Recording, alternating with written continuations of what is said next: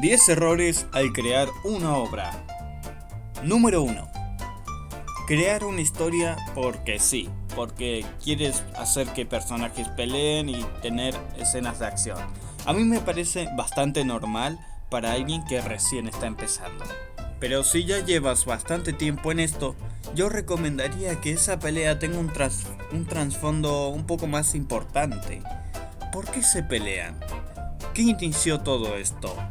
Tal vez fue algo que empezó no entre ellos, sino que ya venía de generaciones anteriores. ¿Comprenden?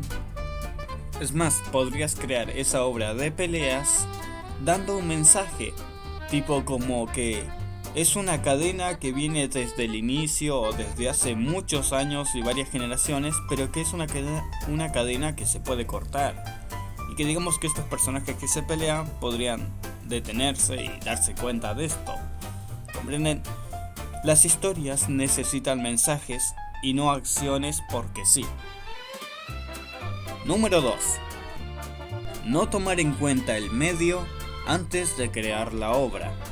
Y más específicamente con un tipo de historia, que es la historia de guerra. Cuando hay bastantes batallas y varios personajes, varias tropas, ese tipo de historia tiene que ser creada en un medio concreto o mejor tener un equipo si vas a hacerlo en otro. Tipo, si vas a hacer una historia de batallas, tienes que saber que vas a tener que crear varias tropas, sus diferentes ataques, sus luchas ahí peleando, son un montón de dibujos. Eso, si vas a dibujarlo te va a costar bastante, porque es horrible dibujar a cientos de personajes luchando una y otra vez. Pero en un cómic sería, digamos, mejor, pero en una animación sería horrible. Animar a tantos personajes sería muy complicado, más si lo estás haciendo solo. Si no tenés un equipo, se te haría imposible, directamente es inviable un proyecto así. Si es en animación 3D, depende del equipo que tengas, pero yo diría que tampoco lo hagas ahí, ya que podría saltarte errores. Yo creo que el mejor medio para contar una historia de guerra es el libro o el cómic. Número 3. Tener pensado crear 8 sagas, 3 precuelas y 2 universos paralelos a una obra a la que ni siquiera has iniciado. Simplemente no te pongas tanto peso encima. Eso de tener varios productos para una sola obra es demasiada responsabilidad que ni siquiera las grandes empresas lo hacen. Si la productora no está convencida con la obra, no va a hacer nada. Solo recién si tiene éxito empiezan a planear las cosas. Porque, ¿para qué contar una historia de qué pasó antes, qué pasó después o durante de esa obra cuando no hay público que quiera ver eso? Además, la obra dejó preguntas que justifiquen esa secuela o esa precuela. Y te aviso, las preguntas tienen que ser creadas con antelación. Es un trabajo más complejo del que parece. Así que si estás creando una obra y eres independiente, te recomiendo que mantengas las cosas simples. A menos de que te consigas todo un equipo. Número 4. Dejar todas tus ideas en tu mente. Exacto, te atrapé. Sé que estás guardando todas tus ideas en tu mentecita. No podés guardar nada ante mí. Sé que estás guardando muchas ideas en tu mente, pero no estás escribiendo nada. Es muy fácil andar diciendo lo que vas a hacer. Pasar 20 minutos charlando de esas ideas que tienes ahí planeadas. Y encima te autoengañas diciéndote, cuando tenga todo planeado, voy a empezar la obra. Y además, ¿cómo vas a guardar todo en tu mente? La mente no es perfecta, olvida detalles, confunde personajes, anota las cosas, eso es más importante. Si se mantiene en tu mente, nadie va a ver esa obra de la que tanto estás hablando. Número 5. Pensar que necesitas cientos de páginas o capítulos para contar lo que tú quieres. Una buena historia se puede contar en apenas 20 páginas o incluso 10. Si la historia es buena, incluso bastarán 5 segundos para que te llegue al corazón. ¿No me crees que con 5 segundos serán suficientes para contar una gran historia? Bien, tendré que darte un ejemplo. El guerrero le dijo a la bestia: «Ya puedes descansar en paz, hermano. El que te ha lastimado ha caído». ¿Lo vieron? 5 segundos, o incluso menos, no sé cuánto fue eso. Pero ya nos contó una historia increíble. Un guerrero que vengó a su hermano, que se convirtió en una bestia, o ya era una bestia, eso quedó ambiguo, pero la historia se contó. Fue una historia de venganza. Incluso tuvo un giro al hacernos pensar que iba a pelear contra una bestia el guerrero. Pero no, ¿cómo iba a pelear contra una bestia si la bestia ya estaba muerta? Ya que el hermano le dice descansa en paz. Ahora imagínate la historia que se puede contar si le agregamos más segundos o incluso unas páginas enteras. Pero ojo, no cualquier escritor puede hacer una historia corta, solo los mejores. Hacer que una información que iba a ser contada por 3 personajes no solo sea reducido a 1, sino que incluso puede ser reducida a un simple gesto, porque la información puede viajar de diferentes maneras. Que un mensaje se cuente con un simple gesto ya se puede hacer en todos los medios, en cómic, animación y libros. Número 6. Olvidarte de crear una Biblia. Si quieres que tu obra se sienta viva, más te vale saber qué pasó antes y qué va a pasar después de que el prota haya llegado a ese mundo.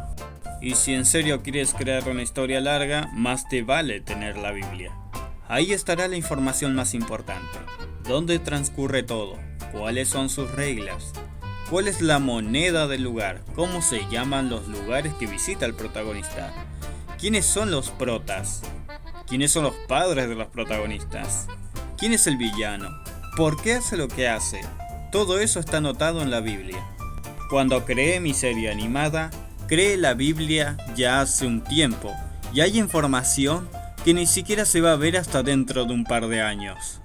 Sé perfectamente qué pasó en Halloween hace 10.000 años atrás y sé lo que va a pasar un par de años después de que termine la serie, claro. Sé quién creó ese mundo, sé por qué lo hizo, sé por qué se ve todo actualmente así y qué cosas saben los protagonistas. Créanme, la Biblia es muy importante. Número 7. No informarte lo suficiente. Esto es súper básico, pero al mismo tiempo es algo complicado. Si vas a hablar de una historia que hable del cuerpo humano, más te vale saber lo mínimo de ese cuerpo humano. Si vas a crear una obra que tenga que ver con la mecánica, más te vale saber para qué sirve una bujía o un pistón. Lo mismo para las obras de guerra, más si tiene que ser en historieta o en animación. Tenés que saber dibujar tanques y ametralladoras, que te digo, no es para nada fácil. Los objetos cuadrados son lo peor. Bueno, en animación 2D, en 3D es súper fácil, incluso son lo mejor. Obvio, si tu obra es seria, ahí sí tienes que aprender dónde está cada parte del cuerpo y así. Aunque no del todo si es infantil, excepto si es infantil y intenta enseñar algo, ahí sí tienes que saber. Número 8. Crear personajes porque sí. Esto hace que al final tengas un bulto ahí de gente que con suerte se conocen. Al haber tantos personajes es más complicado y muchos de ellos no van a aportar ni siquiera chistes. Que ya te digo, crear un personaje para que solo sea humor ya me parece de relleno pero mal. porque un personaje cualquiera podría tener ese objetivo, digamos, un personaje que tenga más profundidad ya podría ser humorístico y ocupar ese papel. No que algo sea divertido significa que está porque sí. Ejemplo, puedes hacer que un personaje gracioso sea uno de los más fuertes del grupo, pero que no se vea a la primera. Así ya te evitas crear más de un personaje. Simplemente evita crear personajes a lo loco. Mantén el grupo estable. Todo debe de tener una sintonía. 9. Escribir la historia solo cuando te da inspiración. Mira, un creador legendario saca inspiración de la nada. Si tiene que escribir, escribe. No sabe qué es eso de dejar la obra de lado hasta que le dé inspiración. Así la vas a terminar abandonando. Y quién sabe, tal vez no es que estás esperando inspiración, es que la obra es mala y no te convence, pero en el fondo no quieres decir eso. Porque si realmente te gustara la obra, lo harías incluso sin inspiración. Porque sabrías que la historia es buena y que tiene que ser escuchada por alguien. Y sí, luego de escribir todo un día, va a llegar un momento donde estés agotado.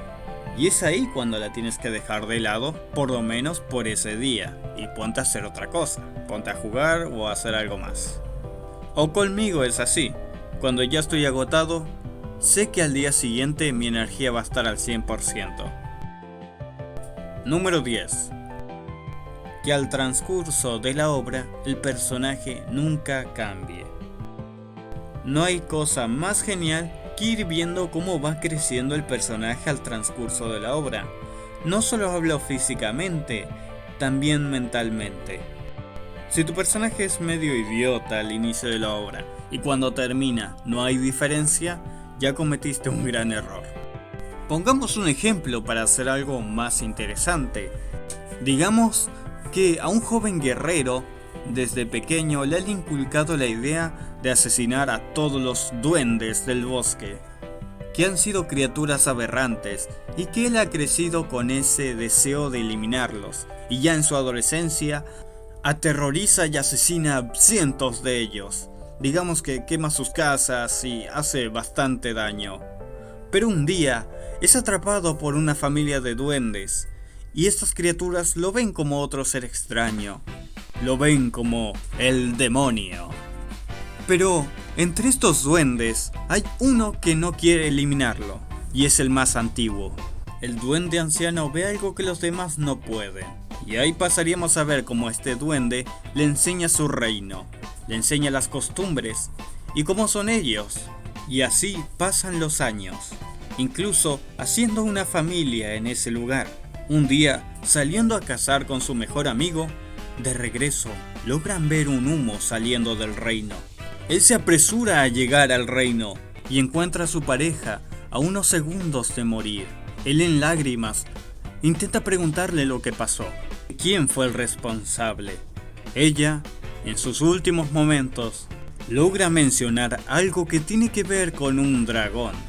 Una vez muere, el muchacho se levanta, ya convertido en hombre, deseando acabar con la bestia, demostrándonos que ese que odiaba a los duendes, que juraba exterminar a cada uno de ellos, ya no existe. Ahora solo hay un hombre, ahora busca la venganza de ese pueblo que una vez odió, pero que ahora llora por su caída. Ahí tienen un ejemplo de un buen desarrollo de personaje. Iniciamos viendo a alguien que desconoce un mundo, pero una vez lo logra identificar bien y aprende de ellos, entendiendo ese mundo que se le hacía ajeno a él, no solo la perspectiva del protagonista cambió, sino la del espectador. Bueno, espero que les haya encantado este video. Yo soy Kairos, el creador legendario, y nos estamos viendo en la próxima. Adiós.